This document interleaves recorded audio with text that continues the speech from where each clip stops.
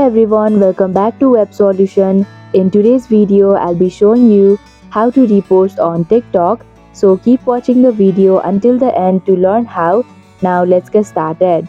First of all, open up your TikTok app. Now click on the arrow button in the right hand side of the video that you wanna download. Here you can see the repost option. Click on it and tap on OK button. Now if you go to your profile page on the bottom right corner and click on the repost option, here you can see that the video has been reposted, and that is how you can repost on TikTok. I hope this video was helpful to you.